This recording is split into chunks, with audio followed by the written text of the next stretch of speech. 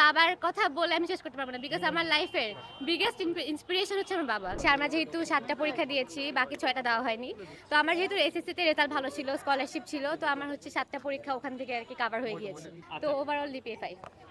ছোটবেলা থেকে ইচ্ছা ছিল বড় হয়ে এমন কিছু করব যেটাতে মানুষের উপকার হবে।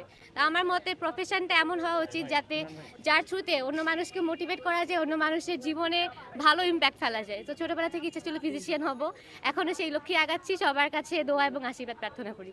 অবশ্যই সবার প্রথমে ঢাকা মেডিকেল। মেইন ইন্সপিরেশনটা ছিল আমার বাবা। আমার বাবা হচ্ছেন একজন সঙ্গীত শিল্পী, ওনার নাম হচ্ছে এস জি রুবেল, আপনারা হয়তো সবাই জানেন। তো বাবার হচ্ছে ছোটবেলা থেকে ইচ্ছা ছিল মেয়েকে ডক্টর বানাবে, পাশাপাশি গানটাও থাকবে। তো সবকিছু মিলে বাবা খুব ইন্সপায়ার করতো। আর বাবা হচ্ছে সবসময় সোশ্যাল ওয়ার্ক, মানে বাবার প্রতি বছর বাবার জন্মদিনে বাবা হচ্ছে অনাথ আশ্রমে এবং হচ্ছে গিয়ে বিভিন্ন বৃদ্ধাশ্রমে খাওয়ায়।